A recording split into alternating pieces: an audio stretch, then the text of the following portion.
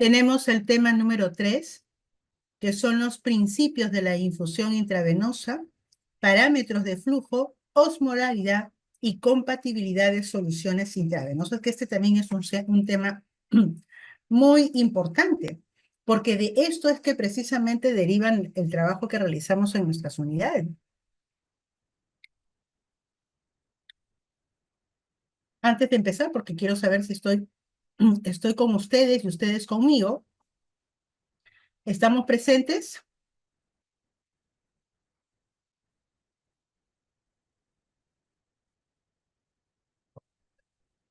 Ok, muy bien, Luz. Muy bien, muy bien.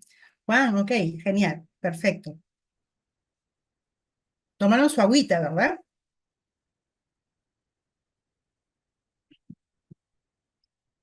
Muy bien, genial. Yo me he demorado un par de minutitos extra porque recién he almorzado, chicos, así es que tenía que he comido como loca para poder estar nuevamente con ustedes.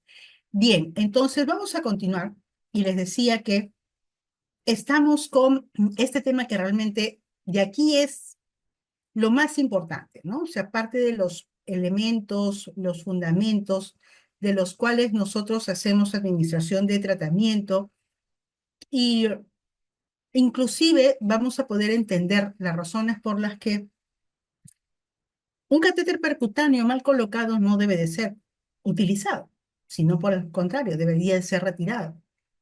Y complementando con la última parte, vamos a cerrar muy bien la idea del uso, ¿no? El correcto uso tanto de catéteres percutáneos o de catéteres PIC, juntamente con los catéteres midline. Entonces, esta primera parte, sí, que hemos hablado acerca de la anatomía y fisiología, definitivamente es necesaria, es básica. Y vamos a poder ir añadiendo todo lo que vamos a ir hablando a partir de ahora, ¿sí? Para poder complementar y tener una mejor idea sobre lo que nosotros estamos haciendo en nuestras unidades, con nuestros pacientes, con nuestros tratamientos, con los catéteres, ¿sí? Vamos a poder entenderlo mejor. Muy bien.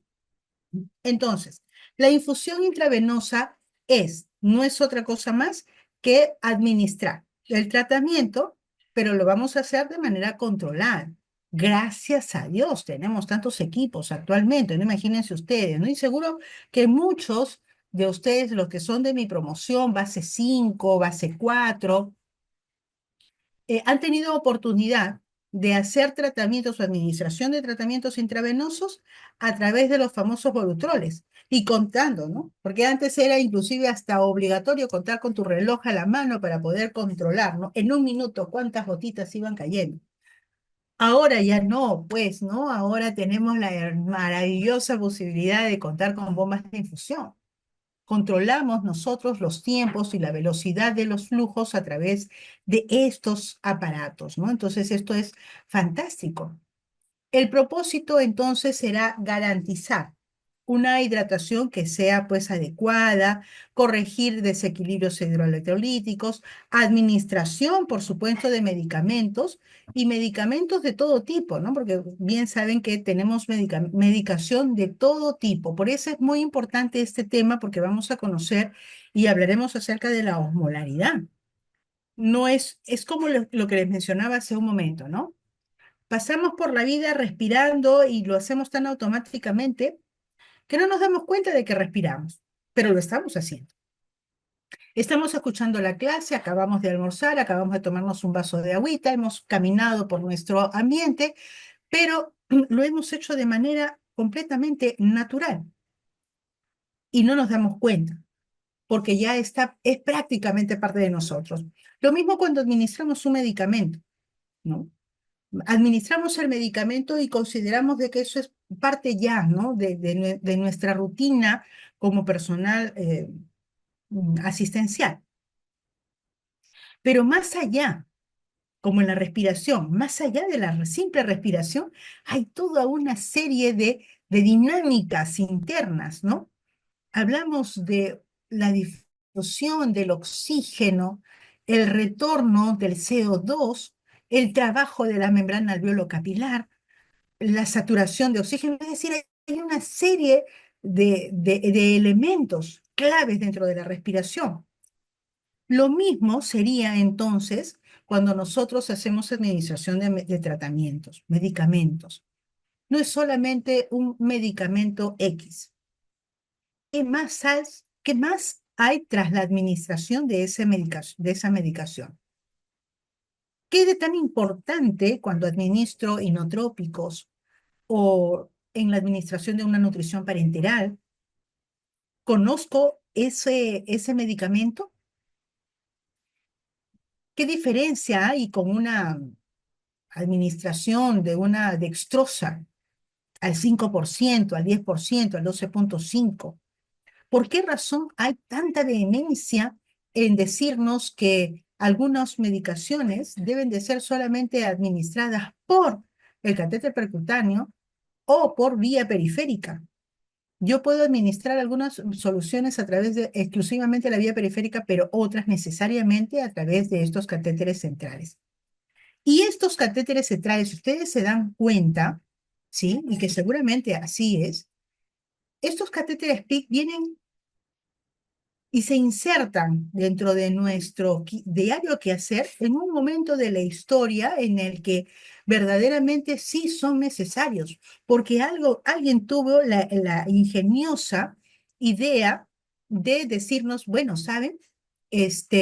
Definitivamente es completamente necesario contar con un dispositivo que me permita hacer una administración que sea segura.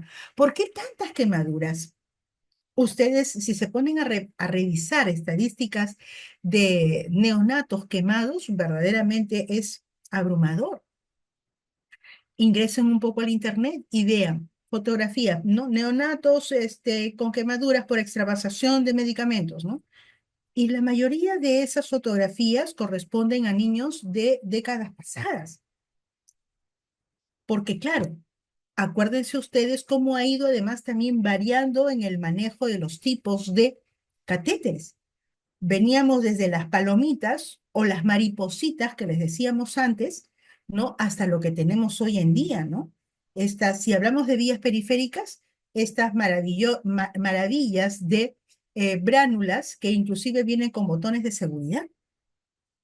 ¿Y cuánto hemos variado para poder hacer una administración segura de un medicamento que yo sé que no debe de ir administrado a través de una vía periférica para poder lograr una administración correcta, segura para ti como personal asistencial, como para el paciente?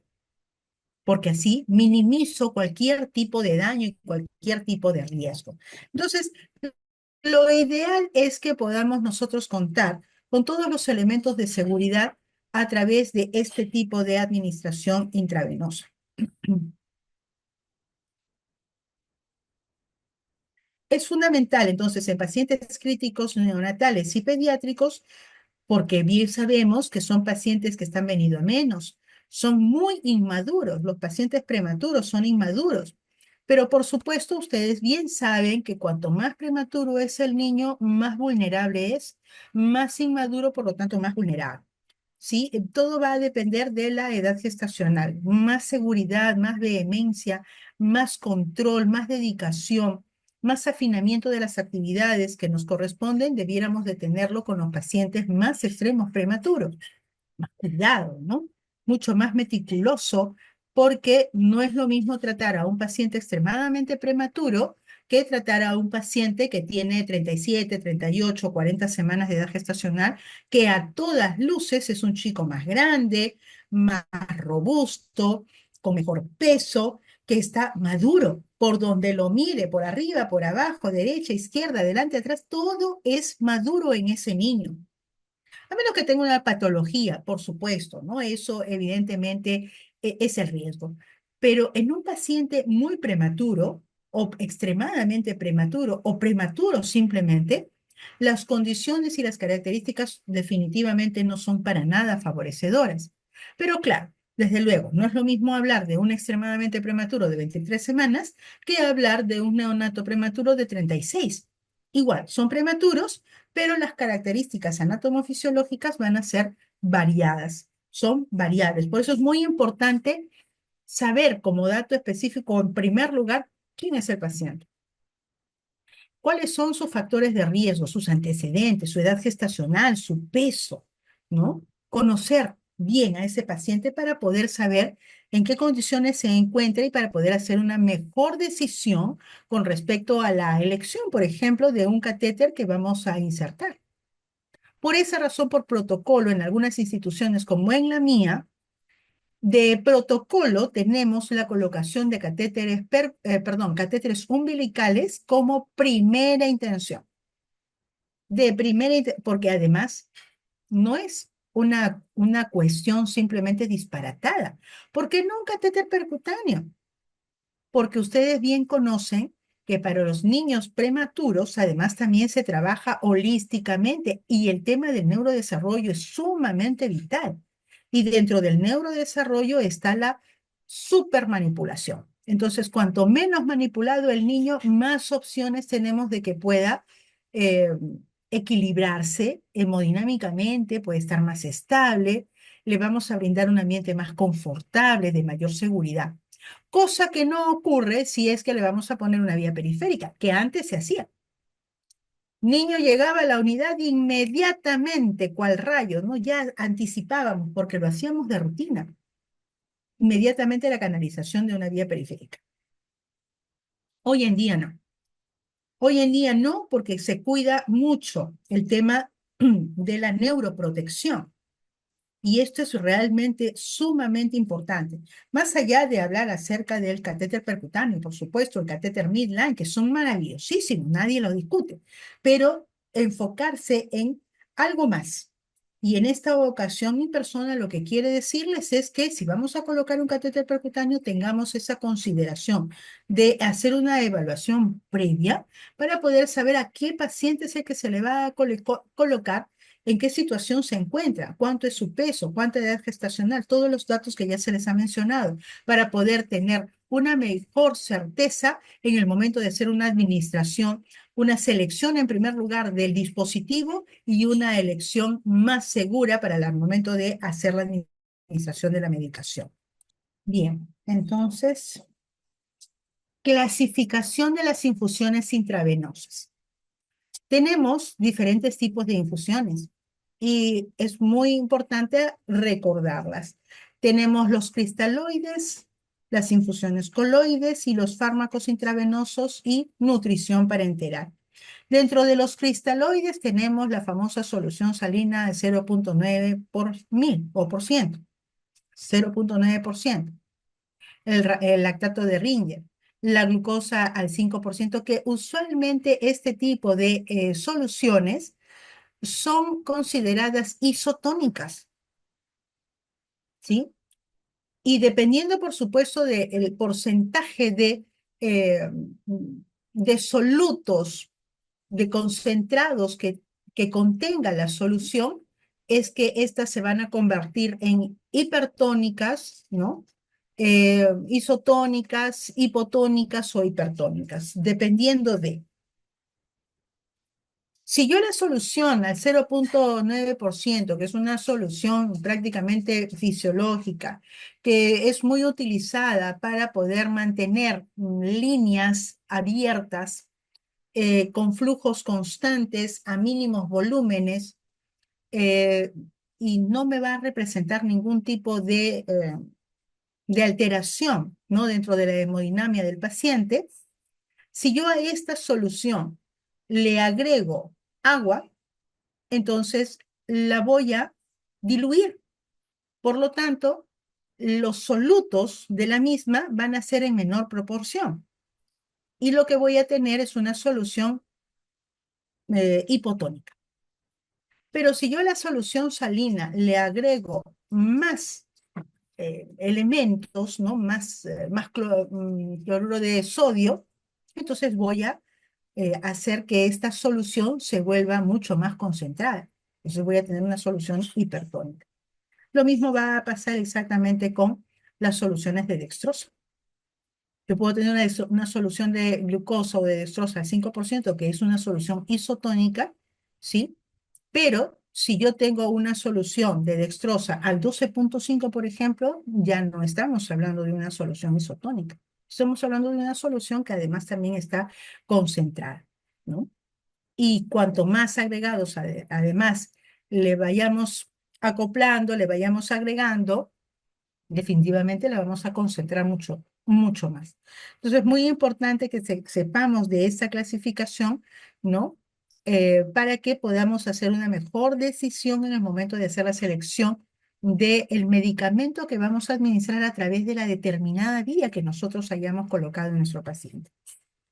Dentro de los coloides tenemos la albúmina, los dextranos y los hemoderivados, que también son soluciones isotónicas. Fármacos intravenosos y nutrición parenteral. Tenemos antibióticos, nutrición parenteral y lípidos. Y aquí en la nutrición parenteral, bueno, tenemos nutriciones parenterales que pueden llegar a tener pues concentraciones muy altas, dependiendo por supuesto de la velocidad de infusión de la glucosa, es decir, la cantidad de glucosa que va a ir añadida. Y es necesario que nosotros lo sepamos. Usualmente, como se trabaja en conjunto con la parte médica, ya nos están informando, ¿no? Bueno, al paciente se le va a retirar el catéter, por lo tanto, habrá que ya colocarle su catéter central. Si ya nos vamos preparando. Entonces, yo entiendo que si voy a colocarle un catéter percutáneo o una línea central, es básicamente por el tipo de solución que se le va a administrar. ¿Sí? Significa muy seguramente que se le va a administrar una nutrición parenteral. Y estas nutriciones parenterales, además, bien podrían tener VIGs bajos, ¿eh? Pero no es por ello, ni es por el tiempo de permanencia o de uso del catéter, o que vamos a utilizar, vamos a tener más tiempo de uso de determinada solución. Es porque además también dentro de esta nutrición parenteral van algunos agregados que tienen ciertas características importantes, como por ejemplo, entre muchas de las que tiene como agregados la nutrición parenteral, porque ustedes bien saben que tiene aminoácidos, carbohidratos, oligoelementos, elementos traza, vitaminas, ¿sí? Pero uno de los elementos que es importante, por eso el cuidado en la colocación del catéter percutáneo para estas nutriciones parenterales, es porque en muchos de los casos, digamos en el 90% de los casos, las nutriciones parenterales se le agrega gluconato de calcio. Y el gluconato de calcio debe de ser administrado con ciertas reservas. No puedo administrar gluconato de calcio por una vía periférica. Definitivamente no, porque la mayoría de casos que mencionaba de quemaduras en pacientes ha sido específicamente por un mal uso del gluconato de calcio a través de la vía periférica. Entonces, tal vez en la primera colocación, en la primera administración de gluconato, no le pase nada al niño, pero ya estamos lastimando la capa interna de la vena. Porque el gluconato de calcio tiene características sumamente irritantes, altamente corrosivas. Entonces, como yo sé que es un medicamento muy, muy potente, entonces no, definitivamente lo voy a pensar antes de colocar una vía periférica. O ya la tengo, pero no se lo voy a administrar a través de la misma, ¿sí? Tal vez no me pase nada en la primera, en la segunda, pero hay donde ya se vaya lastimando la túnica interna y entonces ya el efecto no va a ser el mismo, ya no vas a tener tanta suerte a la tercera. Y de pronto tú tuviste suerte, pero le dejaste el enganche a la que viene. Entonces, vamos a tener muchísimos problemas en la administración de este medicamento. Y podemos ocasionar severos problemas. Ustedes recuerdan el caso, ¿no? De la colega en el interior del país, ¿no? Muy lamentable. Y había colocado gluconato de calcio, ¿no? Entonces, finalmente, el niño tuvo una quemadura tan abrumadora que tuvieron que amputarle el brazo al niño. Y como este tipo de casos, esto es muy usual y ha sido mucho más recurrente décadas pasadas. Entonces, es necesario tomar todas las medidas. Por eso el uso del catéter percutáneo como el catéter midline, que tienen variadas diferencias, importantes diferencias, es necesario conocer muy bien qué es lo que vamos a utilizar, qué es lo que vamos a administrar a través de cada una de ellas. Yo no puedo utilizar los mismos medicamentos que podría utilizar en un catéter percutáneo que en un catéter de media línea. No puedo, no podría. Porque ya hasta hace unos momentos, conociendo de la anatomía de las venas, ya ustedes se dan cuenta de que solamente es posible hacer administraciones de soluciones más concentradas en determinadas venas, es decir, aquellas venas que tienen mayor calibre. Y las únicas posibles son solamente la vena cava superior y la vena cava inferior. Y como ya ustedes conocen el nombre y apellido completo del catéter, que se llama catéter venoso central, no dice periférico, para ser colocado a través de vía periférica, entonces para eso solamente que quede como vía periférica. Me quedo con la bránula, pero jamás utilizo una línea PIC para ser utilizada como vía periférica. Eso no va de ninguna manera. Y ahora más que nunca, que ya prácticamente es una realidad contar con los catéteres de línea media, entonces es inadmisible pensar o pretender que vamos a dejar un catéter mal ubicado, mal posicionado para que sea utilizado como venoso profundo. Eso no funciona. Y más adelante les explicaré con más detalle. Parámetros de flujo en la infusión intravenosa. Entonces, la velocidad de infusión, ustedes bien saben que se expresa en mililitros por hora. Sí, de hecho, contamos, ¿no? Con todo un equipamiento, ¿no? Con nuestras bombas para poder hacer administración muy segura, ¿no? De la medicación. Entonces, esta velocidad de infusión se va a referir específicamente a la cantidad de líquido que nosotros estamos administrando por una unidad de tiempo, que en este caso es por hora. Milímetros por hora, entonces, es lo que más se utiliza en las bombas. Las gotas por minuto es empleado únicamente cuando se requiere del uso de la gravedad, que eso ya hace mucho tiempo ya se ha descontinuado. A menos que ustedes me digan de que viven en lo más remoto del Perú y todavía no ha llegado absolutamente nada de todos estos avances, ¿no? Que es posible. Sí, es posible porque ustedes saben que en nuestro país contamos con diversas realidades, entonces podría ser, pero gracias a los que sí tenemos la posibilidad de contar con este recurso, estamos utilizando la expresión de mililitros por hora. ¿Cómo se calcula la velocidad de infusión? Servía mucho, por supuesto, tener, ¿no? la famosa triángulo, el famoso triángulo, en donde podíamos poner tanto la velocidad de infusión, ¿no? Con el volumen total a infundir sobre el tiempo de infusión. Entonces, eso me daba los mililitros por hora, ¿no? La velocidad que era igual al volumen, ¿no? Velocidad al volumen sobre el tiempo. Entonces poníamos en un lado, ¿no? Poníamos arriba la V de velocidad, abajo poníamos el volumen total, ¿no? O los mililitros y el tiempo en horas. Entonces así podíamos nosotros saber exactamente cómo podíamos obtener, si quisiéramos hacer, porque ahora ya eso es mucho más sencillo, acá no hay necesidad ni siquiera de pensarlo, porque programamos la bomba y listo, ya está. No utilizamos mayor conocimiento, ¿no? Obviamente necesitamos conocerlo para que no, de pronto la máquina está malograda, porque finalmente equipo es equipo, máquina es máquina, y el ser humano es el ser humano. Entonces, donde yo definitivamente dé por sentado que lo que la máquina me está dando es lo correcto, puedo que yo esté errando, pero hay un error de programación, porque he confiado mi programación a la máquina, ¿sí? Pero ¿de quién depende? Depende únicamente de la persona que lo va a programar. Entonces, yo necesito, por supuesto, conocer, sí, desde luego que sí. Pero lo que me refiero es que antes sí teníamos, ¿no? Nuestra libretita y anotábamos, ¿no? Entonces teníamos que poner cuántos, si yo quiero saber cuántos mililitros por hora, entonces poníamos por aquí arriba tanto, de tanto, hacíamos la operación y entonces me salía, ¿no? Entonces ya con mi reloj estaba yo paradita controlando. Ah, salieron 17 gotas por minuto. Ah, entonces había que controlar. Ay, se me pasó a 18.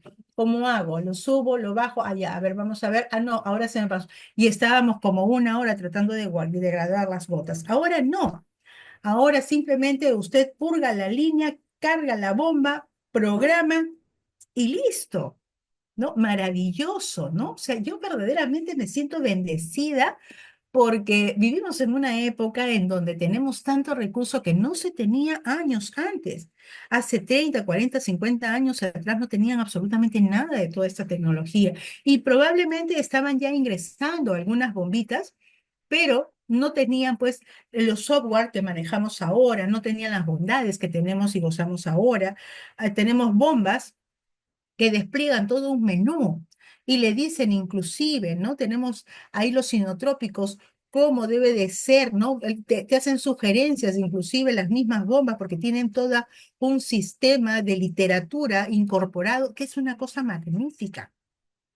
Entonces, sirve mucho, por supuesto, contar con todo ello, desde luego que sí. No hay mayor situación para poder entenderlo, pero obviamente ya saben ustedes que cuando nosotros decimos mililitros por hora, eso es muy importante, sí, desde luego saberlo, cuando nosotros hablamos de los mililitros por hora, lo que estamos haciendo es hablar acerca de la velocidad de infusión. Estamos hablando de 3 cc por hora o 5 mililitros por hora. Estamos hablando de la velocidad con la que se va a mover ese medicamento en una determinada unidad de tiempo. Para el uso de bombas de infusión en neonatos y pacientes críticos, permiten administrar los volúmenes que son más pequeños, porque lógicamente para pacientes muy prematuros necesitamos volúmenes que realmente sean muy chiquitos, a diferencia de un adulto, ¿no? Que son números ya un poco más grandes, flujos mucho mayores, ¿no? Velocidades de difusión que pues, son ya realmente el doble, el triple, el cuádruple inclusive, ¿no?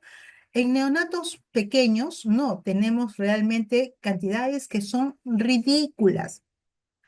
Por ejemplo, si yo utilizo una línea abierta para el segundo lumen del catéter percutáneo, para que se pueda mantener abierto, lo dejo con una solución salina al 0.2 cc por hora.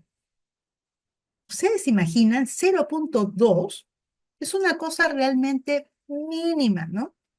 Y entonces había siempre estas preguntas singulares, ¿no? Y eran dudas reales y muy certeras, ¿no? Porque imagínense, ¿qué garantía tenemos de que con 0.2 cc por hora esa línea se quede completamente abierta y no se obstruya? Ah, pues mis queridos participantes, hay un detalle, un tip muy importante, pero eso lo veremos en su respectivo módulo cuando hablemos acerca de la inserción, el procedimiento y las técnicas en la seguridad de las líneas. Entonces, eso lo veremos más adelante. Evitan fluctuaciones en la velocidad porque son constantes, ¿sí? Yo recuerdo mucho cuando en algún momento trabajé en el Hospital 2 de Mayo, hace muchos años atrás, y yo siempre muy meticulosa, ¿no? Y tratando de controlar al milímetro.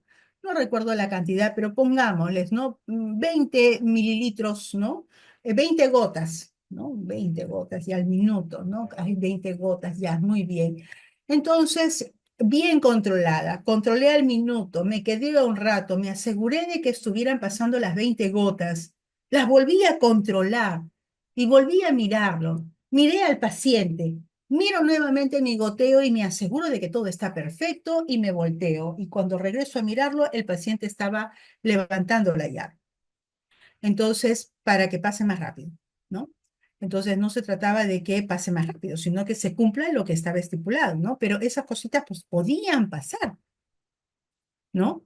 O que sencillamente, pues, el paciente se movilice con toda su, con sus frascos, se vaya, pues, ¿no? A movilizarse al baño y de pronto, pues, la sangre se retorne totalmente. Entonces, había que cerrar. que no era garantía, ¿no? Y de pronto, cuando nuevamente teníamos que volver, había que reformular la cantidad de goteo por el tiempo que se había demorado el paciente en ir y venir. Eso no ocurre, gracias a Dios bendito, no ocurre ahora con las bombas de infusión, porque a usted le permite saber de que esos 3 mililitros por hora, 5 mililitros por hora, 17 mililitros por hora son los que van a pasar en cada hora, sin variantes, sin más ni menos. No, es que yo le puse 5 y de pronto va a pasar 10 y de pronto va a bajar a 3 y de pronto va a pasar a 8. No, es que eso usted no lo ve a menos que usted misma lo programe.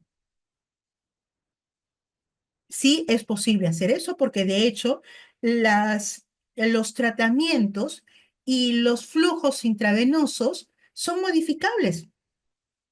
Todo depende, por supuesto, como usted bien conoce, todo depende de la evolución del paciente, del balance que tenga. Se hacen balances cada cierto tiempo. Entonces, de acuerdo a la evolución del paciente durante las 24 horas del día, se puede tranquilamente movilizar. Yo el día de hoy que pasaba por la unidad y haciendo mi paseo, mi ronda, am, le decía a alguna de las colegas, ¿no? Veo que en tu tarjeta de registro de tus flujos tienes varias marcas, ¿no? Y donde empezó el niño con 4,9, ahora lo veo con 5,2. Entonces, pero ese 5,2 no lo veo anotado en tu tarjeta. Entonces me decía, sí, licenciada, lo que pasa es que durante la noche ha tenido varios cambios, ¿no? Han sido registrados, me aseguré, registro perfecto, sí, efectivamente puntual, ¿no? En tal hora se hizo el cambio, listo. Pero sucede que justamente en ese momento estaban haciendo el cambio y entonces eso no se había registrado, pero lo estaban procediendo a hacer en ese momento. Entonces, eso sí permite la bomba, desde luego, lo permite, pero es necesario además también tener un control. No es que libremente, ¿no? Libremente eso no ocurre. Y las bombas se programan, las bombas las programamos, es decir, la mano humana, el ser humano es el que se encarga de programar. No vaya a ser como aquel médico que decía, este, ¿qué ha pasado? ¿Por qué razón tenemos, si se indicó 4 cc por hora, por qué razón está con 5? ¿O por qué razón está con 6? ¿Desde cuándo está con 6? ¿Qué pasó? ¿No se cambió? ¿Alguien lo hizo? Y entonces justificamos o tratamos de justificar a veces con situaciones que verdaderamente son graciosas. A veces yo pienso que algunas de mis colegas han equivocado la profesión, ¿no? Lo han equivocado notablemente, porque me salen con cada historia, ¿no? Son bromistas, ¿no? Comediantes. Entonces, eso no puede ser, ¿no? Porque me dicen, ay, no, lo que pasa es que en esta, así se los juro, no lo estoy inventando, no lo invento. Me dicen, no, lo que pasa es que seguramente, licenciada, acá hay algún fantasmita, no, que no puede descansar en paz y está haciendo de las suyas. Pero ¿es en serio lo que me dicen? Por el amor de Dios, ¿no? O sea, eso no es, ¿no? Porque acá el fantasmita realmente no es fantasmita. Tiene cuerpo, tiene manos, o ha sido un olvido. Entonces, a lo que vamos es que definitivamente vamos a poder tener, a través del uso de las bombas, flujos más controlados, ¿sí? En neonatos se programan en mililitros por hora, asegurando que las dosificaciones sean mucho más exactas y de esa manera vamos a poder evitar cualquier tipo de error. ¿Qué factores pueden afectar el flujo en la infusión intravenosa?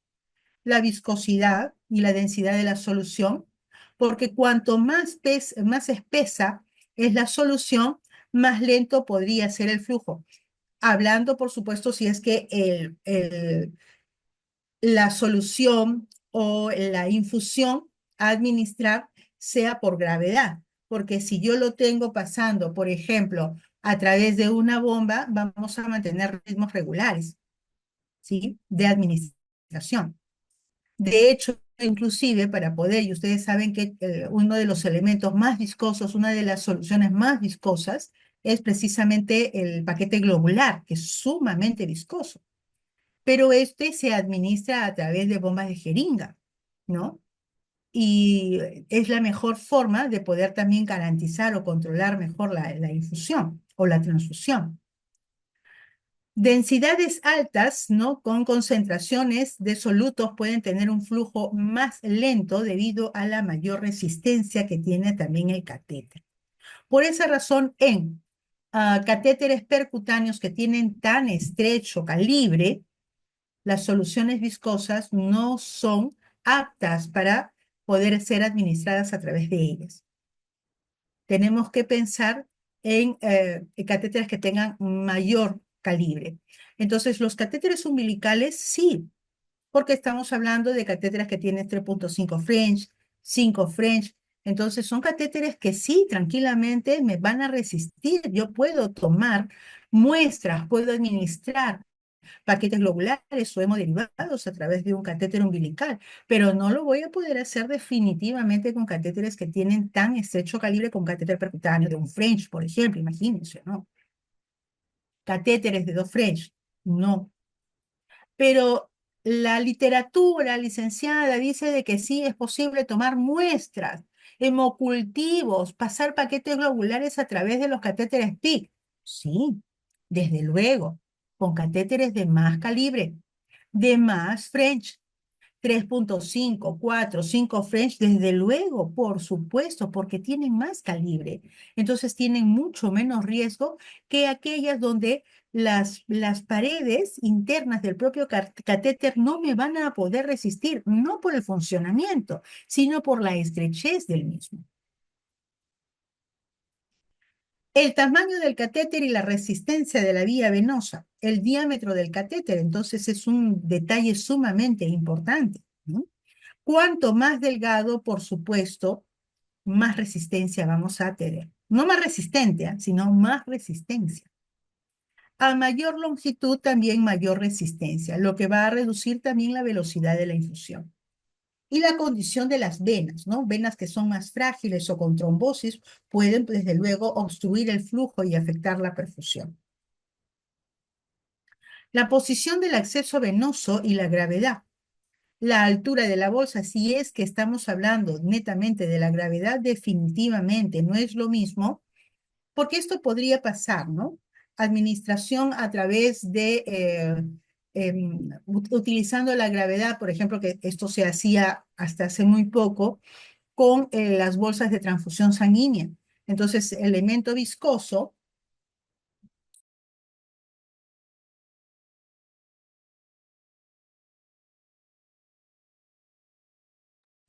Entonces les decía, la altura de la bolsa verdaderamente sí va a tener un efecto.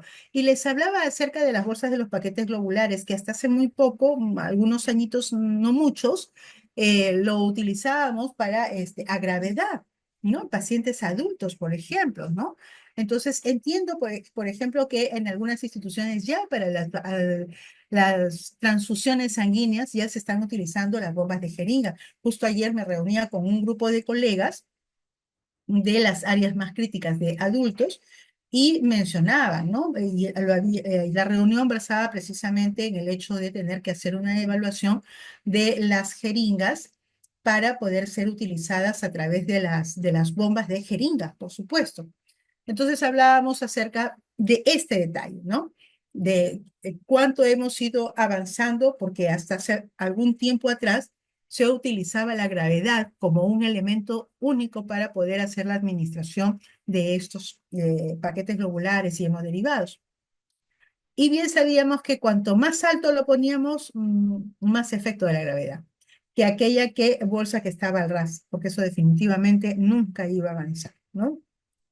La posición del paciente también tiene mucho que ver, sobre todo para aquellos pacientes en donde teníamos las vías puestas en las flexuras, ¿no? Que no son ahora, bien ustedes saben, que no es nada recomendable, sobre todo si es que vamos a colocar una vía periférica, ¿no? Porque en el momento en que el niño flexiona el brazo, automáticamente hace un corte en la administración, se bloquea. Entonces, el paciente puede comprimir desde luego la vía y disminuir el flujo. La obstrucción o posicionamiento del catéter, si el catéter toca el vaso, por ejemplo, ¿no? Que es lo que les mencionaba con la figura anterior o las figuras anteriores en relación a la vena cefálica. No tenemos forma de poder saber cómo ese catéter va avanzando, de manera que si avanza puede golpear la pared de la vena axilar y puede pasar lo que ustedes muy bien han mencionado. Puede migrar hacia arriba, puede regresar por su misma zona, generando de esa manera una mal posición y va a afectar también un flujo, por ejemplo, de algún tipo de producto. Complicaciones relacionadas con el flujo de la infusión intravenosa. El flujo intravenoso inadecuado definitivamente va a generar complicaciones graves. Por esa razón es que tenemos que controlar muy bien. Y esa es la razón de tener ahora tanto equipamiento, ¿no?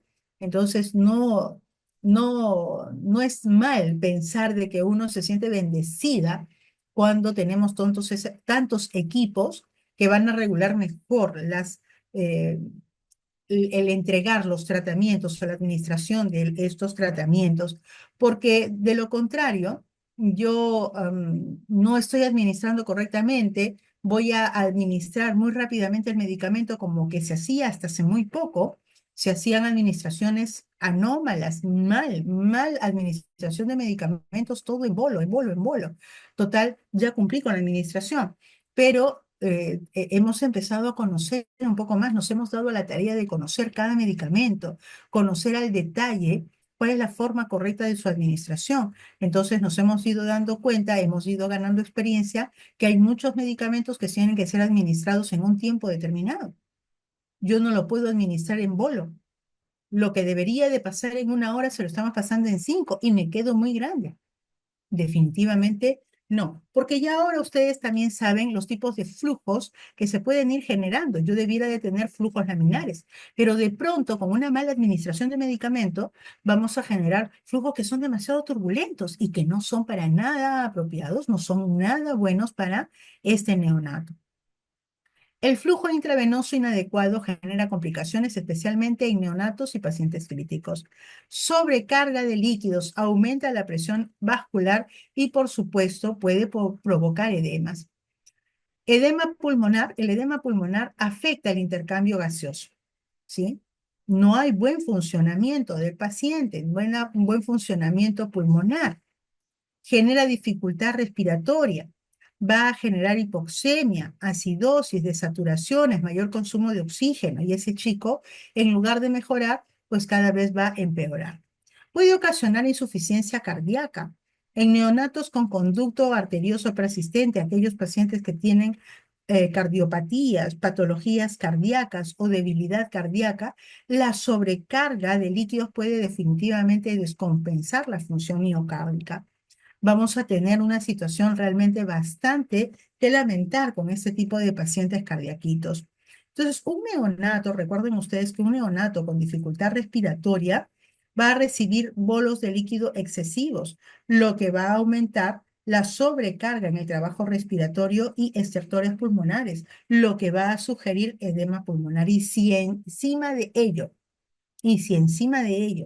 dejamos un catéter mal posicionado, ¿sí? Más allá de la viscosidad, de los flujos, de los tiempos, si encima de todo usted deja mal posicionado el catéter donde debía de haber ido a la zona central o a una vía central, usted lo está dejando en una axilar o en una subclavia, entonces corremos enormes riesgos. Porque una de las mayores complicaciones, y espero que sea tema de poder hablarlo en algún otro momento, ojalá que alguno de los ponentes en módulos posteriores también lo vea, sea acerca de los síndromes compartimentales.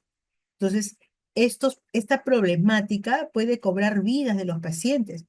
Entonces, es muy necesario, muy importante, relevante, de primera mano que ustedes tienen que saber muy bien el tema del manejo de la medicación.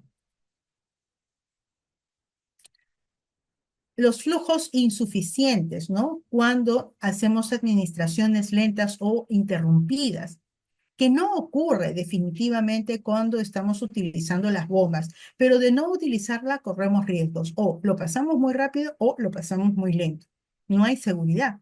Entonces, con un dispositivo, con un equipo médico, definitivamente nos vamos a evitar de este tipo de situaciones.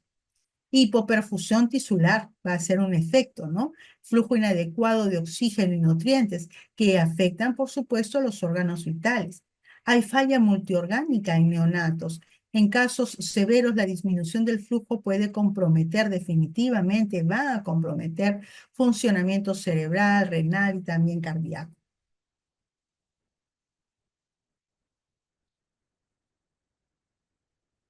¿Cuál será la forma de prevenir y cuál el manejo que nosotros vamos a brindar en la UCI?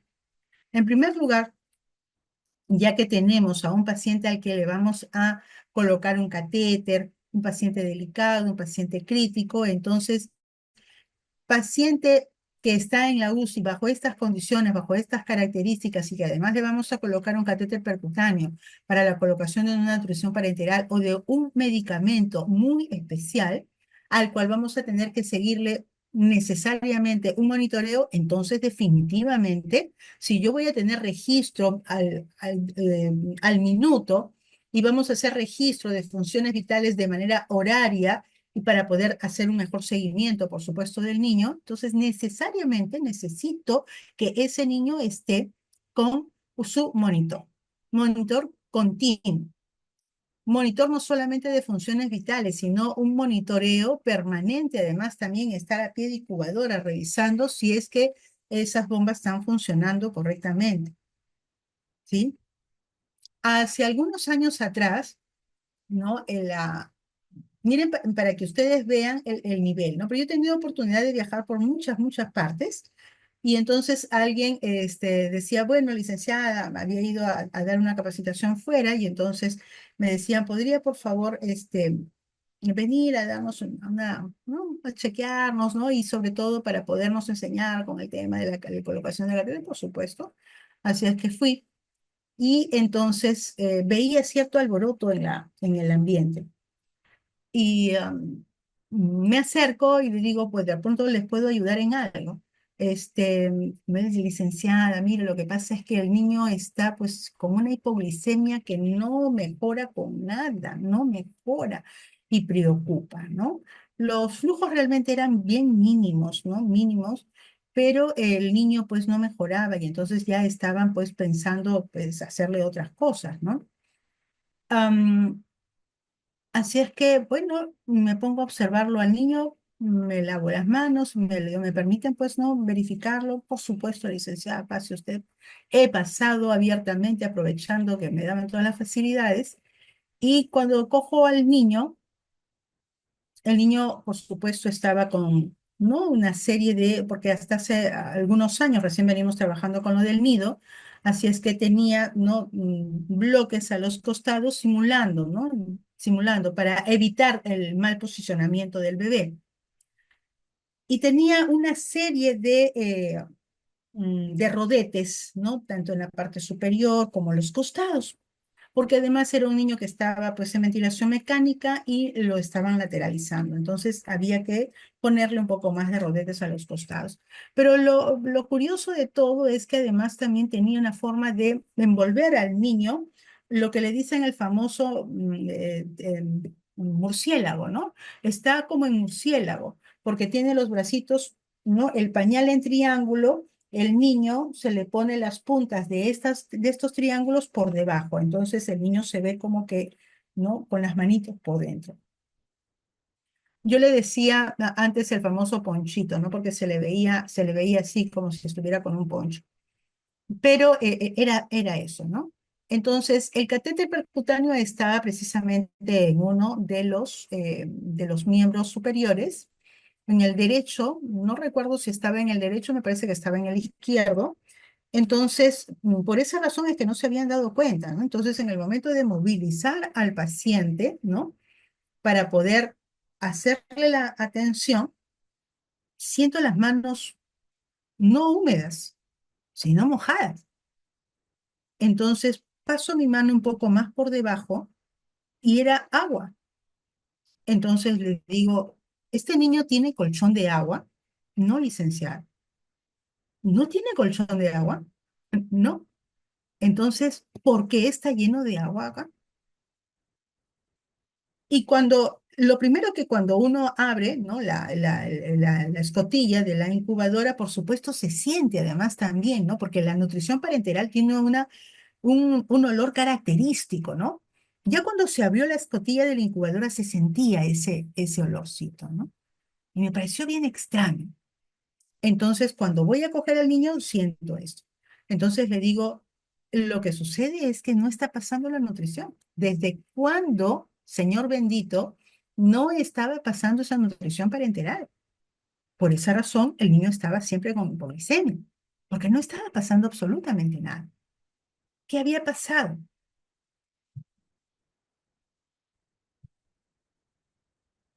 ¿Qué había pasado? Perdónenme, por favor. Sucedía lo siguiente, ¿no? Que teníamos esta situación que en algún momento la bomba empezó a sonar. La bomba empezó a sonar, sonar, y solamente le apagaban, le ponían la alarma, le ponían la alarma. Llegó un momento en que, bueno, ya les ha desesperado que tanto sonaba y entonces han buscado que tratar de solucionar el problema. Pero en ese tratar de solucionar el problema, les pareció que ya había sido solucionada la situación. Pero lo cierto es que no pasó eso. Lo que hicieron fue reventar el catéter, ¿no? Y de pronto, no, lo han dejado y el niño ha continuado, continuado, continuado y ellos estaban pues no muy tranquilas pensando de que en realidad la solución iba pasando, pero no, no iba pasando.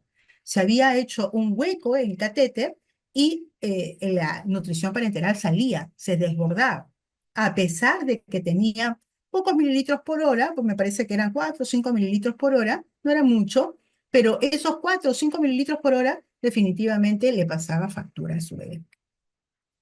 Entonces, había que retirar el catéter para poder colocarle otro. Entonces, el problema no era, ¿no? No era básicamente el niño en sí mismo, sino que el problema derivaba de un mal accionar del personal de enfermería. Entonces, ¿qué significó? Significaba de que ahí a mí me hacía pensar, ¿no? ¿Qué tanto estamos involucrados con el trabajo que realmente nosotros hacemos? Porque no puede ser posible que nadie se haya dado cuenta hasta ese momento que ya se había pues mojado, que eso era pues una laguna, ¿no? El niño literalmente estaba nadando en la incubadora. Más allá de tener calor y humedad, el niño nadaba en la incubadora. Tenemos que estar siempre permanentemente, ¿no? Entonces, con eso de que se menciona, porque decían las colegas, ¿no? Bueno, licenciada, lo que pasa es que para evitar la sobremanipulación, no, no es, sino que también tenemos que estar un poco, ¿no? O sea, buscar.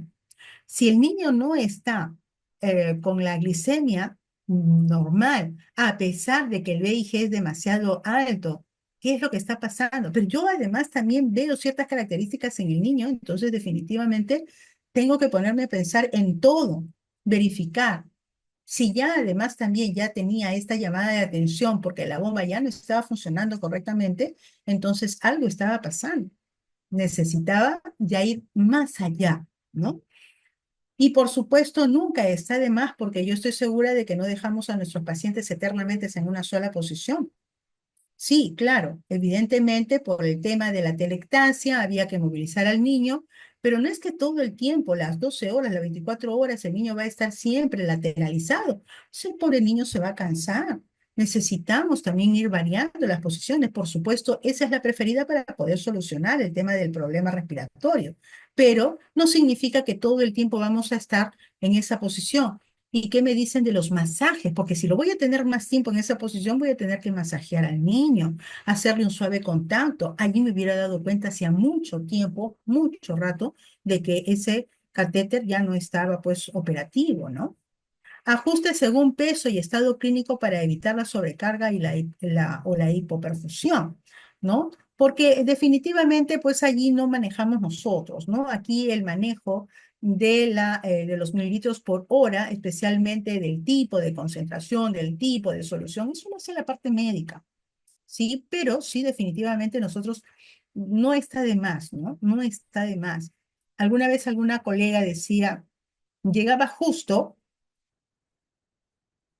de caudal de infusión, Carito Camacho, claro que sí. Les decía yo a ustedes que en los catéteres de doble lumen, lo mismo que para un French, cada lumen, Carito, del catéter de dos French, tiene doble lumen. ¿Sí? Eso, y cada lumen trabaja de manera indistinta.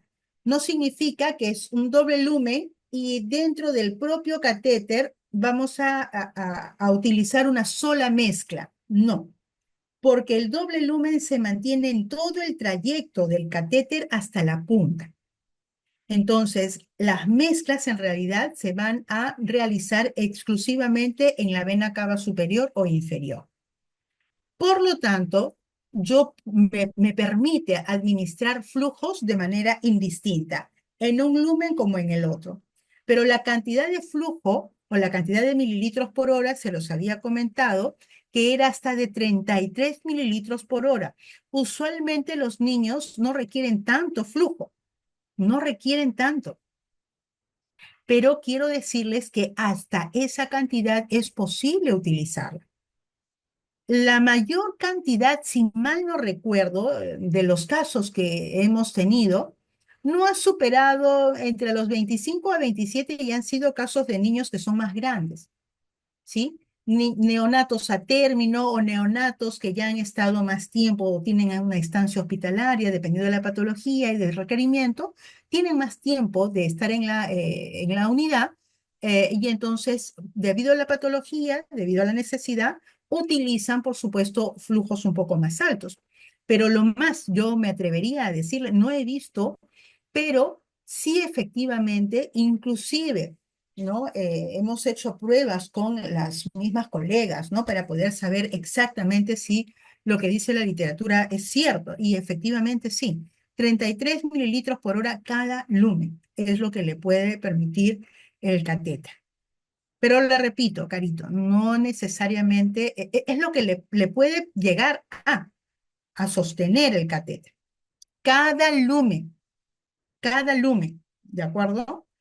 Pero no llegamos, pues, ¿no? No llegamos. De hecho, por ejemplo, un lumen normalmente para mantener la línea abierta lo tenemos a 0,2 cc por hora, que es un flujo realmente mínimo, muy, muy pequeño, ¿no? Bien, espero haber resuelto su duda, Carito. Respecto a la prevención y el manejo, además también tenemos la evaluación de los signos de alerta, edemas, ¿sí? De nada, ¿no? En realidad no debiera decirte de nada, ¿no? La respuesta correcta es, yo agradezco tu pregunta. Muchas gracias, ¿no? A ti gracias. Bien, entonces les decía que en el tema de la prevención y manejo en UCIs también tenemos la evaluación de los signos de alerta. Por eso es tan importante, tan necesario, a pesar de que está contraindicado la sobremanipulación a los neonatos y sobre todo a los más pequeños, no significa que no tenga que manipularlos en algún momento, ¿no? Y eso es una necesidad debido a que si sobre todo el niño está haciendo un síndrome compartimental, no me voy a dar cuenta de ello. A veces los síndromes compartimentales se empiezan o inician en la parte escapular, no se trasluce en la parte superior, ¿no? En el tórax, sino en la parte escapular. Y ya cuando el caso es muy severo, entonces me doy cuenta de que efectivamente sí, pues efectivo, el tórax también estaba edematoso, ¿no? Entonces, por supuesto, sirve además también hacer una evaluación siempre permanente para que de esa manera pues yo pueda saber de que en efecto, ¿no? El niño está o está bien o verdaderamente no lo está. Entonces, ¿de qué se trata cuando hablo de los síndromes compartimentales? Es como cuando tenemos esta zona edematosa, aparentemente el niño bien, el niño puede estar en ventilación mecánica, es más, pero siempre está lábil, ¿no? Ante la mínima manipulación, el niño está muy, muy lábil, se descompensa muy rápido. Y de pronto, cuando en lo menos que lo volteamos, toda esta zona está completa, la zona por donde usualmente está el catéter, está muy edematoso hasta no más. Yo he tenido oportunidad de ver, no muy tristemente, porque lamentablemente ese paciente falleció, un síndrome compartimental, que cuando ya, bueno, el niño fallece y lo hemos extubado y le hemos, para poderle dar todos el cuidado post-mortem, ¿no? Y a la hora que lo volteamos, yo verdaderamente me quedé escandalizada, ¿no?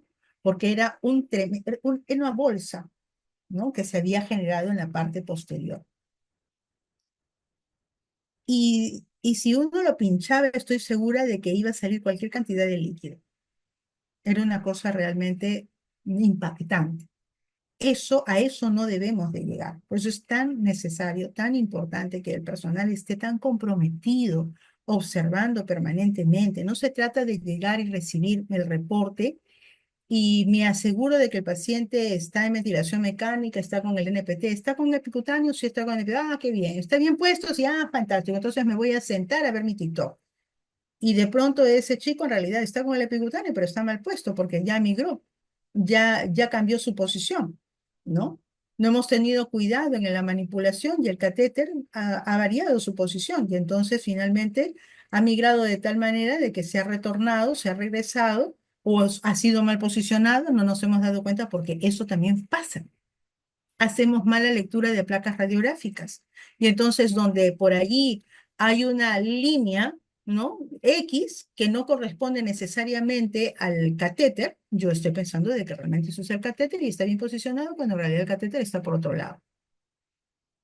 Así, así con eso es que hemos tenido accidentes muy, muy lamentables en relación a la colocación de los catéteres. En las primeras colocaciones de catéteres, nosotros hemos tenido oportunidad de tener chicos a los que el catéter se fue detrás de la órbita ocular, detrás, en el ojito, en la parte posterior. Pero inicialmente con la placa radiográfica, ¿no? Aparentemente, hasta el mismo médico, ¿no? Así porque no sabían no, ubicarlo, ni el mismo médico. Pero ese catéter estaba mal posicionado. ¿Cómo llegó allí? Imagínense ustedes, ¿no? Tantas cosas que puedan pasar. Lo mismo que ese otro catéter que salió a través de la lengua. Sí, hizo su recorrido y viajó a través de la lengua. Pasa, puede pasar. Entonces yo necesito conocer correctamente bien todo lo del catéter, hacer además también una correcta lectura de la placa radiográfica para que de esa manera no me equivoque y evite complicaciones que podíamos lamentar, como el caso de este chico que les menciono.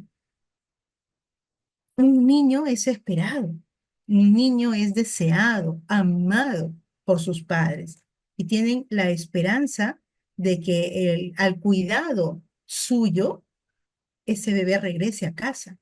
Pero si no me voy a poner realmente eh, en la piel de los padres para darlo todo, voy a equivocar mi trabajo. Y pueden pasar no solamente esto, ¿no? Puede pasar muchas otras cosas más. Respecto a la osmolaridad y su impacto en la administración intravenosa, me pregunto si ustedes están con su celular, me están escuchando con el celular o me están viendo a través de la laptop, porque me gustaría hacer un pequeño ejercicio de computadora. Ok, ¿quién más está con computadora, laptop? Muy bien. Perfecto. Entonces, vamos a hacer un pequeño ejercicio. Me gustaría que aquellas personas que tienen disponible el celular para para evitar dejarme y que puedan pasar a otra pantalla, o si lo pueden hacer, porque yo la verdad soy un poquito lenta con esto, con la tecnología, pero si lo pueden hacer, creo que ponen el escape, ¿no? Y no salen de la sesión, pero sí pueden ustedes entrar, ¿no? al Google para poder buscar información. Si eso es así, entonces me gustaría, mientras vamos explicando el tema de la osmolaridad y su impacto en la administración intravenosa, que busquen, por favor, la osmolaridad de la dopamina, de la dobutamina. Se los voy a escribir en el botón del chat, ¿de acuerdo? Osmolaridad, y lo vamos a hacer ahora, ¿eh? Osmolaridad de la dopamina, dobutamina, gluconato de calcio, dextrosa al 5%, dextrosa al 10%,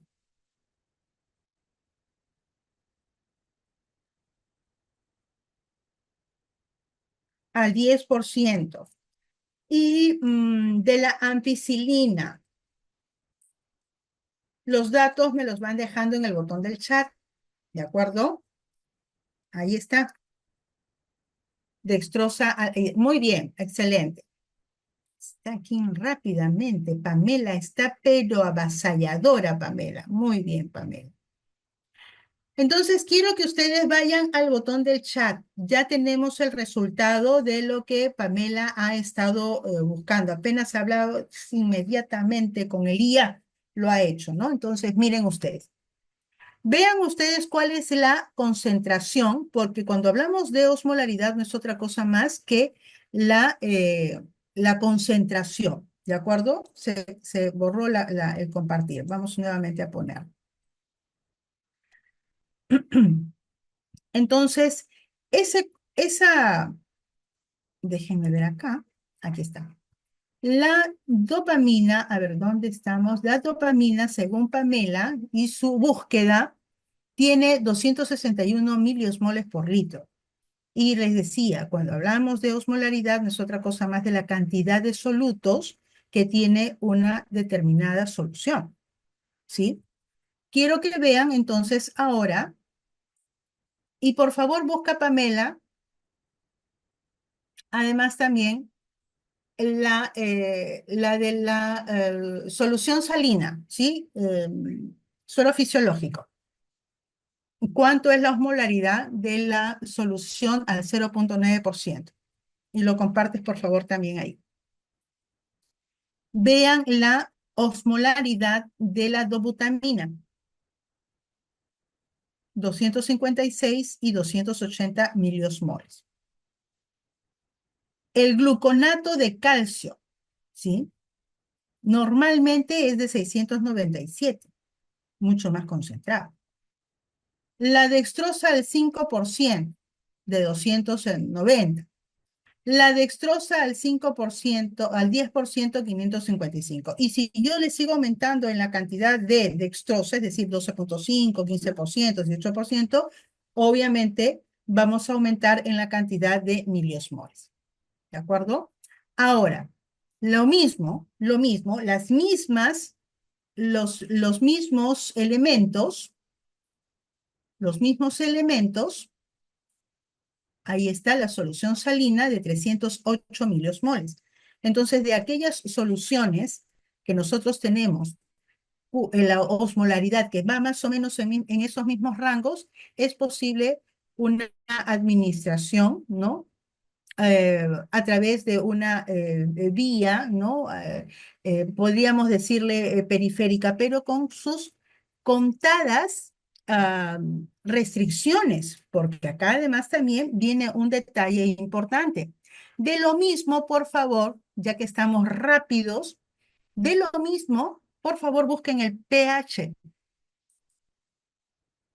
De los mismos medicamentos, busquen el pH.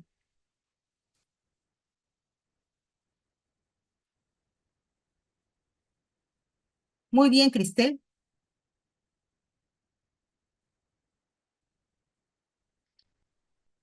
El pH de los mismos elementos, dopa, dobuta, dextrosal 5, dextrosal 10, ampicilina, gluconato de calcio, búscanlo por favor. ya tenemos respuesta. Ok, entonces miren ustedes, ¿no?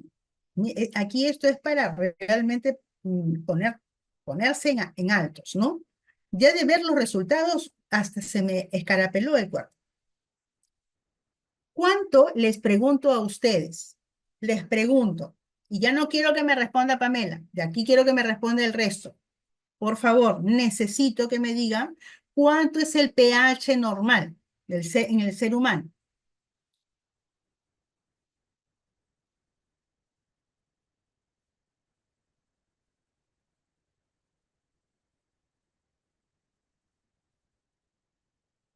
¿Cuánto será el pH? Las leo.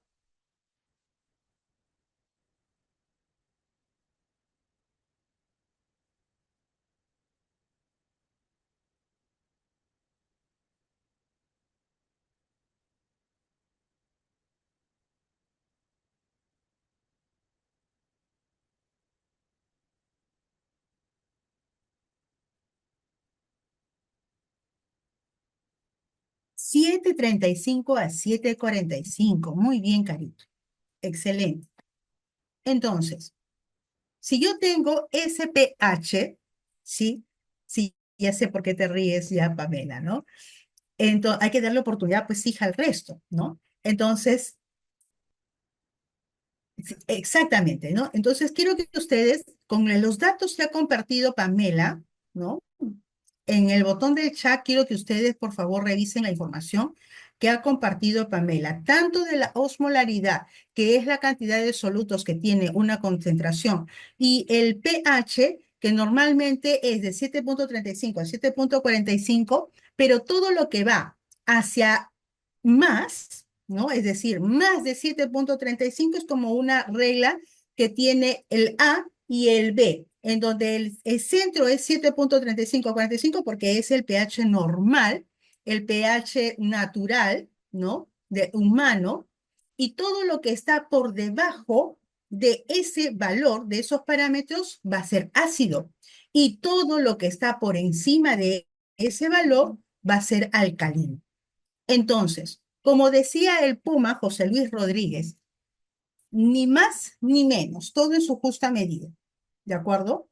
Entonces, yo no puedo poner un medicamento, no solamente tomando las características de la osmolaridad, sino además también hay que considerar el pH del medicamento.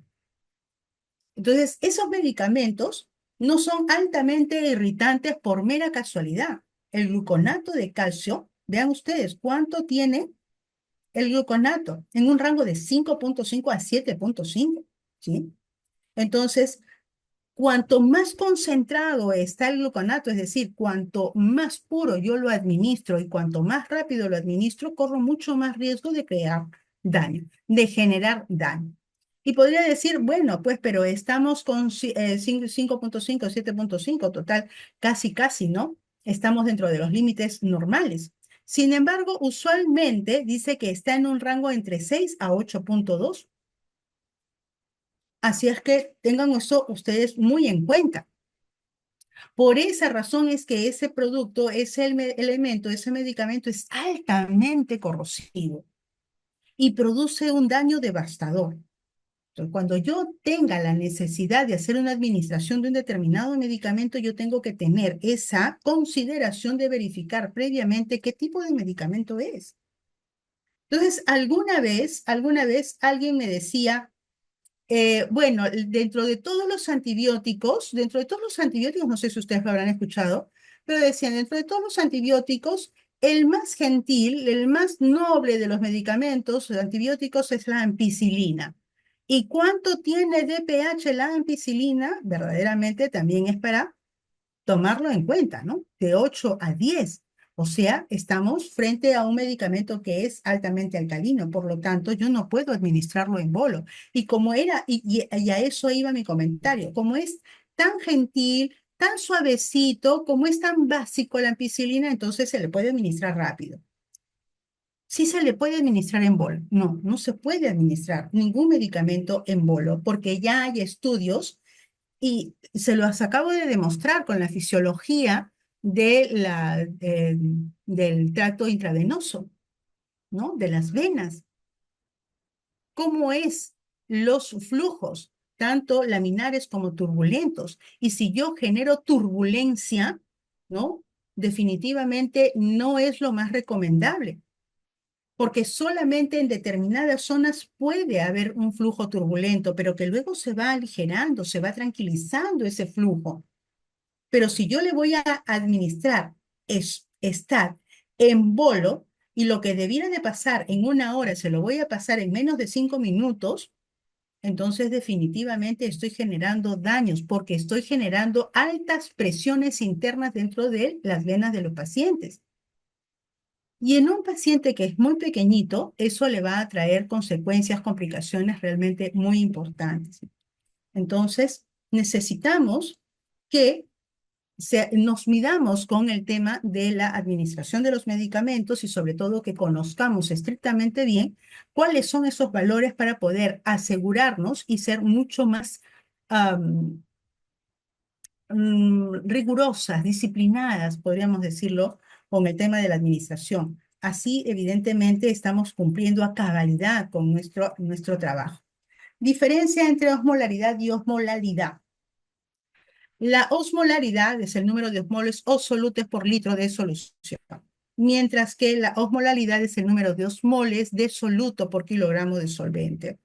Ahí tenemos la unidad de medida, tanto para la osmolaridad como la osmolalidad, ¿sí?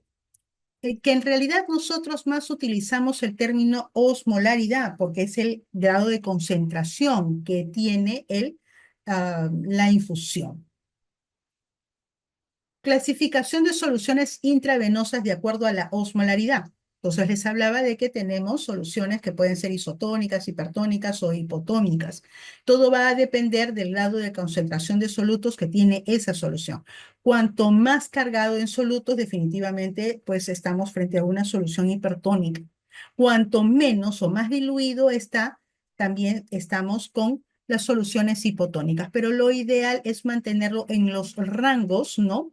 eh, que pueden ser, y cuando hablamos de isotónico, es porque está en comparación con los rangos que tiene el plasma.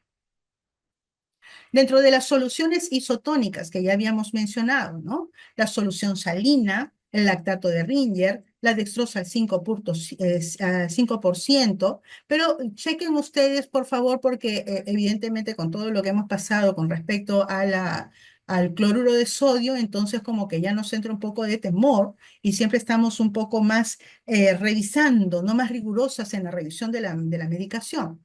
Entonces, revisen por favor la dextrosa al 5% en solución salina al cuanto, ¿no? Para que de esa manera podamos hacer una administración mucho más segura. Las soluciones hipertónicas, tenemos las que son más de 375 miliosmoles, mientras que las soluciones mientras que las soluciones isotónicas estamos entre 250 a 375 miliosmoles. Las hipertónicas más de 375, por ejemplo, las dextrosas al 10%, cloruro de sodio al 3%, la nutrición parenteral, ¿no? Que son de más de 1000 miliosmoles.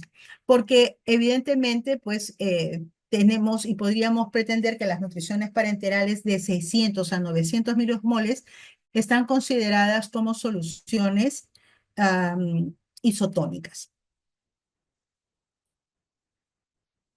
Las soluciones hipotónicas, que son las que tienen menos de 250 miliosmoles. Entonces, ahí tenemos pues a la solución salina que está diluida, ¿no? A 0,45%. Y eso en ocasiones nosotras mismas lo preparamos, ¿no? Ya no se le pone para una solución de mantenimiento o una línea de mantenimiento para el catéter de 0,9, porque cuanto más pequeño es el niño, entonces más concentrado es la solución salina si es que lo ponemos al 0,9. Entonces, para esos niños se les pone al 0,45, dependiendo, por supuesto, del requerimiento de la evaluación médica, ¿no? Porque no depende netamente de nosotros, depende de las condiciones en las que se encuentra el niño, porque usualmente recuerden ustedes que todo niño prematuro En la mayoría de casos suelen ser policitémicos, ¿no? Tienen gran concentración de glóbulos rojos, de manera que para estos niños especialmente, no por un tema de prematuridad netamente, sino por un tema de manejo netamente de todo el paquete que es el prematuro, eh, se les coloca bajo estas consideraciones. ¿Cuáles son los riesgos asociados a diferentes osmolaridades e infusiones intravenosas neonatales? La administración de soluciones intravenosas en neonatos debe ser cuidadosamente monitoreada porque tenemos que la osmolaridad de las soluciones puede afectar, ¿sí? La homeostasis y el equilibrio, por supuesto, de los líquidos. Si yo le pongo una solución, por eso además también es tan importante considerar, ¿no? El tema de la osmolaridad. Yo no le puedo de ninguna manera administrar soluciones que son tan altamente concentradas porque pueden lastimar la estructura interna, las células epiteliales, toda la túnica íntima, la puedo lastimar.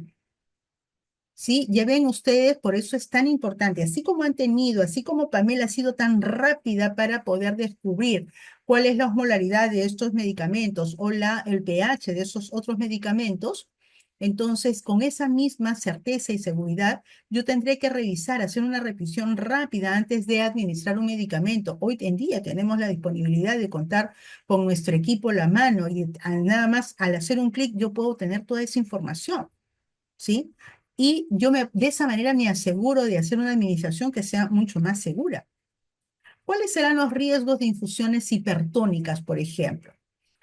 Am, Estas soluciones hipertónicas lo que van a ocasionar es que van a extraer agua del espacio intracelular. Entonces, cuando extraen el agua del espacio intracelular, la célula literalmente se deshidrata y muere, ¿sí? ¿Cuáles son las complicaciones que va a ocurrir? Flebitis, daños endoteliales, altas concentraciones de solutos va a irritar la pared venosa, aumenta el riesgo de inflamaciones. Si la solución hipertónica se filtra fuera de la vena, es decir, las extravasaciones, entonces definitivamente el daño, como en el caso que les mencionaba, puede ser severísimo, ¿no? Puede ser realmente muy devastador, como el caso de este niño al que le amputaron el bracito. ¿Cuáles serán las medidas preventivas? Use accesos venosos centrales para soluciones que inclusive ya pasando los 600 miliosmoles, porque una dextrosa al 10% está más o menos en ese rango. Pero la literatura usted va a encontrar que le dice que sí es posible administrar dextrosa al 10% en vías periféricas.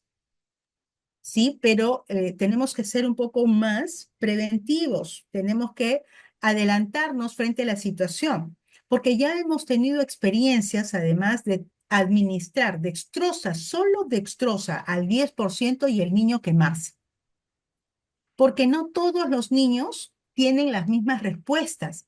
Algunos sí se les podrá administrar a través de una vía periférica una dextrosa al 10%, sin ningún tipo de problema. Y se extravasa la dextrosa al 10% y no va a pasarle absolutamente más que un simple eritema y se va a recuperar. Pero eso no es el total. El 100% de niños no hace eso. Hay un porcentaje importante de niños que tienen fragilidad capilar, fragilidad vascular. Entonces, este tipo de niños en donde usted le canaliza y se rompe, se canaliza y se rompe, tiene fragilidad. Piénselo 10.000 veces, porque ya ese niño, antes de que usted le administre la dextrosa al 10%, ya le está diciendo de que no le va a permitir, no le va a resistir y se va a quemar. Entonces, como estas dextrosas al 10% tienen estas osmolaridades, entonces por protocolo nosotros institucionalmente hemos decidido incorporarla como parte de este protocolo a las dextrosas al 10%. Es decir, todos los porcentajes superiores del 10% en adelante son administrados a través de una vía central.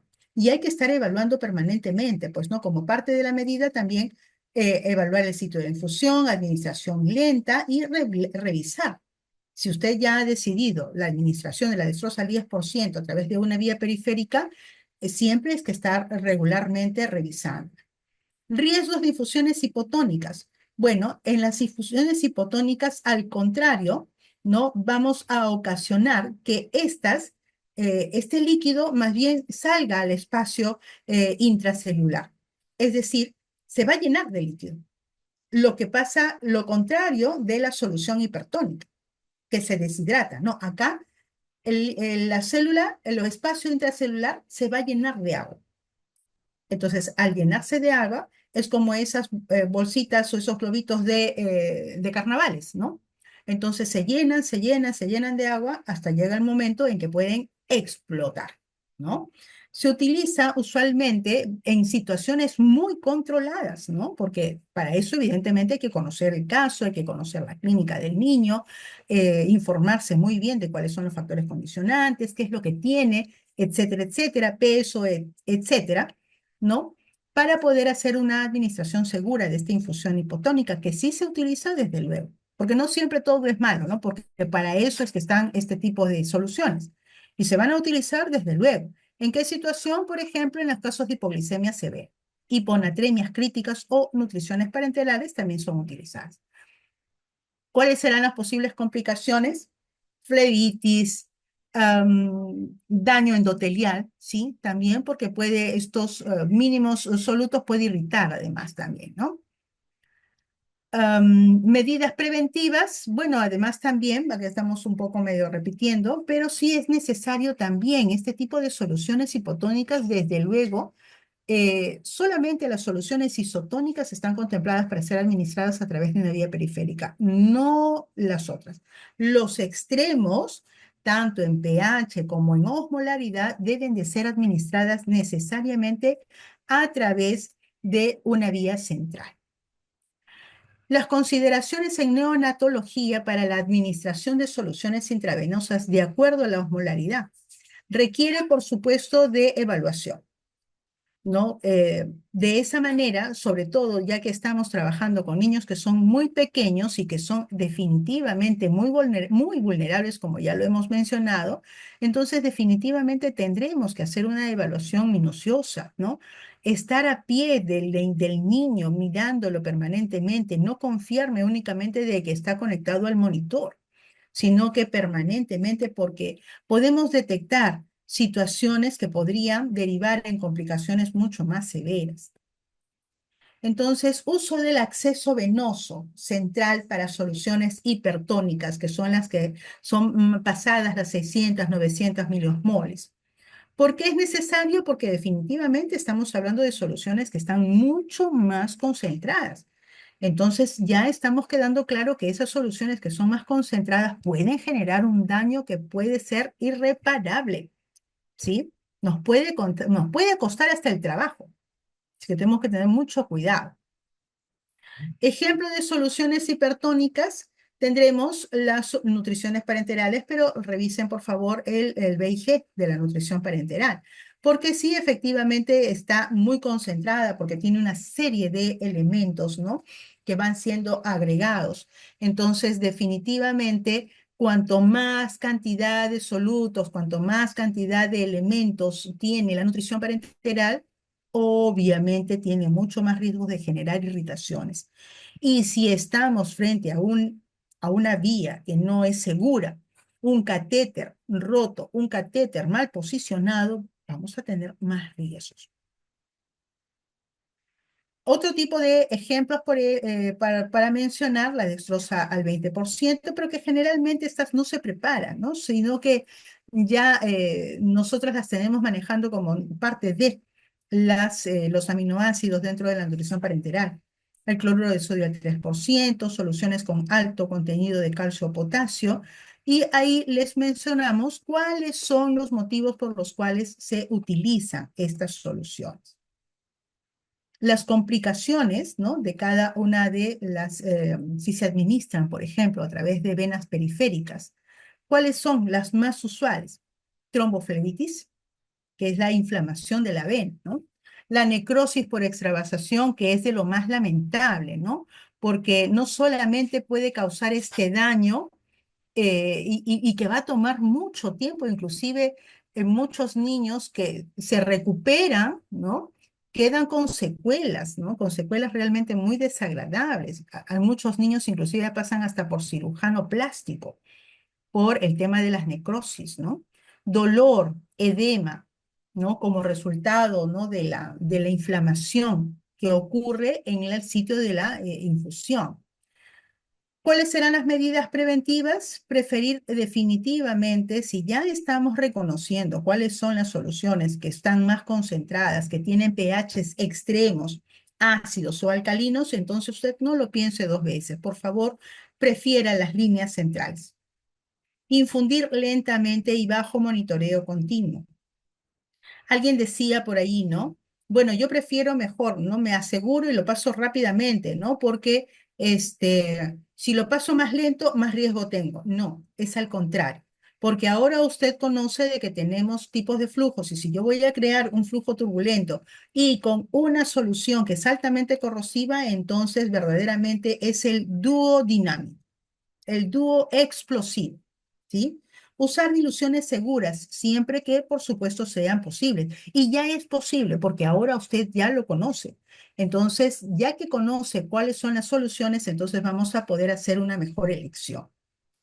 El ajuste de la osmolaridad en la nutrición parenteral para evitar la tromboflebitis definitivamente es esencial, pero esto no va a depender de nosotros, depende básicamente de la parte médica, porque son ellos quienes formulan las nutriciones parenterales.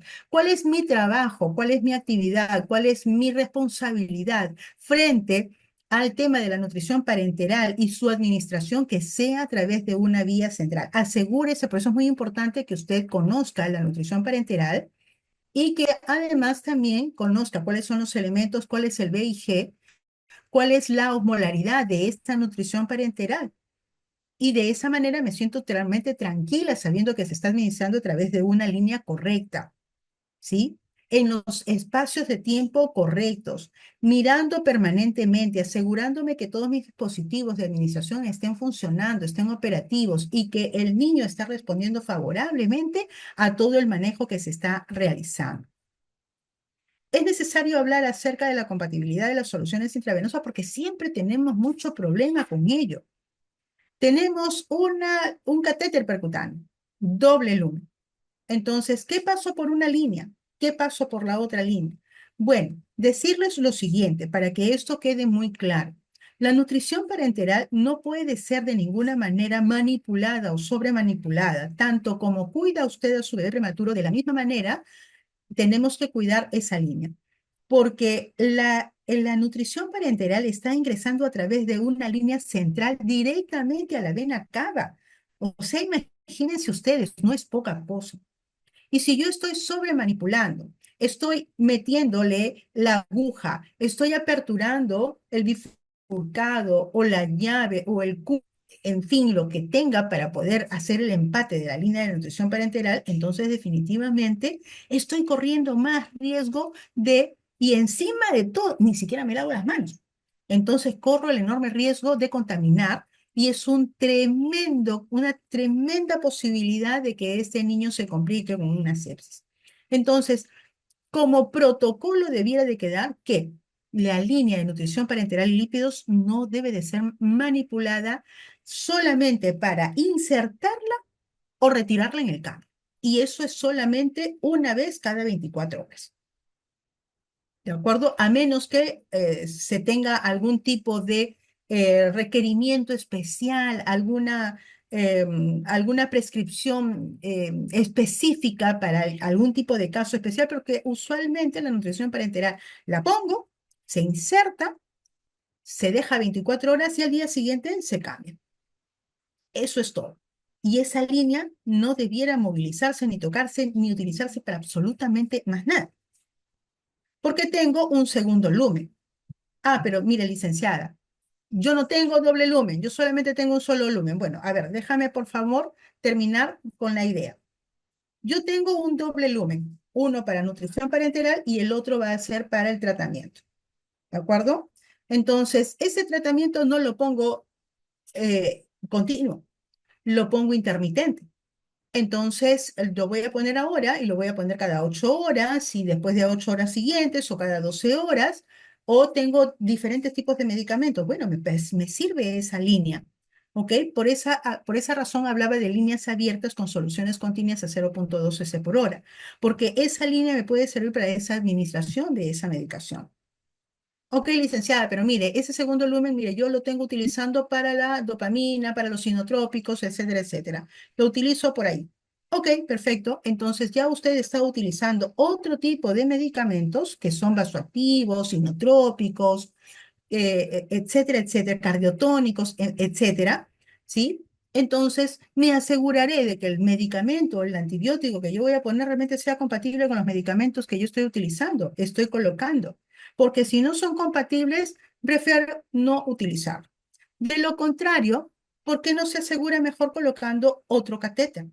¿Sí? ¿Es posible? Por supuesto. Tiene 4 miembros, el niño puede utilizar muy bien, perfectamente 3. Lo que pasa es que tiene alto costo, sí, pero definitivamente tenemos que sopesar el costo-beneficio. Entonces, sí es posible. Yo he visto casos de niños que han tenido catéter, mano derecha, mano izquierda, pierna izquierda, aunque lo usual es utilizar la pierna derecha más no la izquierda, ¿sí? Entonces, ¿es posible utilizarlo? Desde luego, es posible. Y entonces aquí viene la consulta, ¿no? Imaginaria de aquella colega que me decía, pero colega, ¿no? No, imposible, ¿no? Yo solamente tengo un solo lumen. Perfecto. Bueno, tienes un solo lumen. Entonces, ya que sabes que vas a tener un solo lumen para poder colocar únicamente nutrición parenteral y lípidos, que ya es bastante decir, entonces, asegúrate de utilizar en ese mismo procedimiento la posibilidad de que tengas dos catéteres para colocar una en una mano, un catéter y en el otro en la otra, porque definitivamente yo lo que menos podría hacer es estar contaminando la nutrición parenteral. Ok, mire, yo no tengo tanto recurso, entonces, ¿puedo utilizar un bifurcado? Sí, es posible utilizar un Lic- bifurcado. Licenciada, buenas tardes. Para estarle presente que ya son las 6 por si acaso. Nada más. Gracias. Entonces, sí puedo utilizar ese bifurcado, utilizar una conexión de nutrición parenteral y lípidos y el otro para tratamiento. Y lo estoy utilizando un solo lumen. Claro, por supuesto, no es lo mismo utilizar un bifurcado que utilizar un catéter de doble lumen. Porque yo en el catéter doble lumen, lo que les decía, tengo la posibilidad de pasar medicación indistinta y solamente se va a mezclar en la punta del catéter, lo que no va a ocurrir con el bifurcado, porque el bifurcado pasa ese cortito un medicamento y en el otro cortito pasa el otro medicamento, pero ambos se están mezclando en el trayecto. Entonces, aquí va la consulta. ¿Son compatibles? Si son compatibles, magnífico, pero si no son compatibles, entonces corremos más riesgo.